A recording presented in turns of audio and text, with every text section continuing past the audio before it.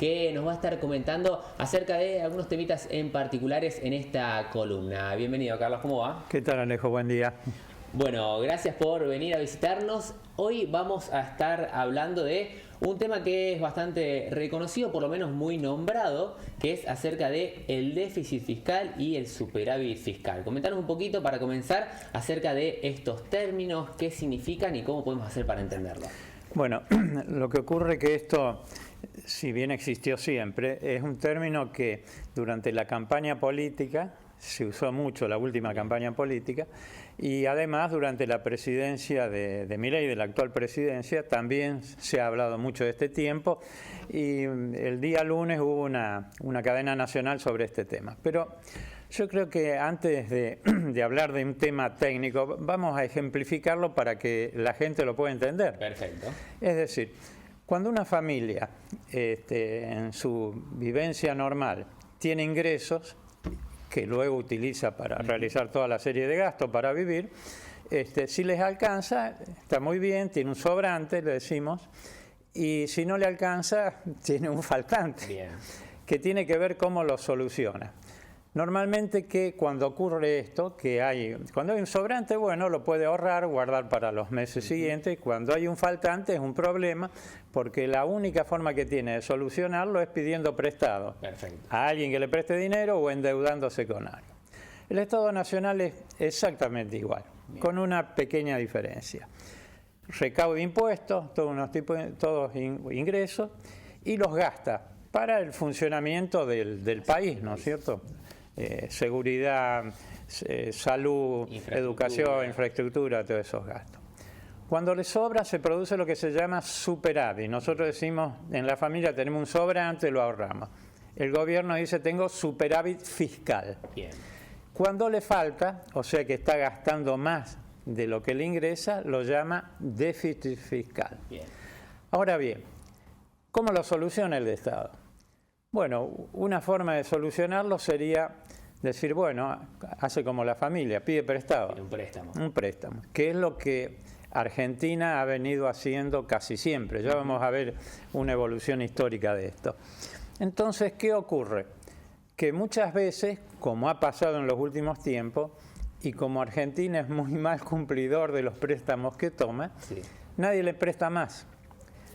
Entonces, ¿qué hace el gobierno? Tiene la facilidad que tiene la máquina de emitir dinero, que la familia no lo tiene. Entonces, emite dinero y con eso va solucionando ese faltante que tiene o ese sobrante de gastos, por así decirlo. Pero ahí también es donde se devalúa la moneda argentina. Claro, exactamente. Al inyectar mayor cantidad de dinero, no habiendo mayor producción y demás, ¿qué sucede? Y aumentan los precios. Bien. Que es lo que es la consecuencia de todo lo que hemos estado viviendo en todos estos últimos tiempos, sobre todo en los últimos 4 o 5 años, para culminar durante la campaña política, que históricamente cuando hay campañas políticas el gasto gubernamental se acelera. Bien. Entonces produjo una inyección de dinero impresionante que ahora le toca solucionar al gobierno actual.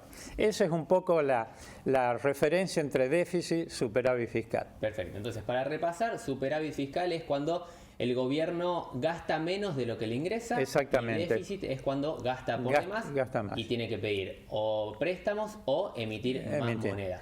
Esta semana se ha anunciado, bueno, una especie de superávit en este primer trimestre por parte de Javier Milei, pero ¿cómo se da la historia de la República Argentina, claro, con respecto a este tema y al superávit fiscal? Bueno, el presidente dijo en la conferencia de prensa que hacía muchos años que no había superávit fiscal. Dijo, el último año, si mal no recuerdo, dijo fue el 2008. Y vamos a hacer un breve repaso sobre lo que pasó. La primera vez que tuvimos superávit fiscal fue en el año 1908.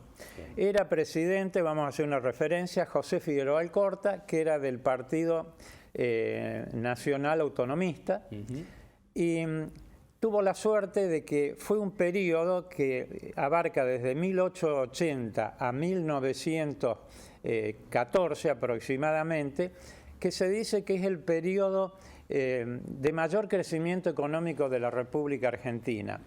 Y este crecimiento económico, y por supuesto ese reflejo en que fue el superávit fiscal, fue consecuencia de que hubo una modernización, se dice que fue la época de la modernización, de aquellos años por supuesto, donde mejoraron las comunicaciones, se incentivó el ferrocarril y además hubo una ola inmigratoria muy importante. Todo eso ayudó a que hubiera superávit fiscal.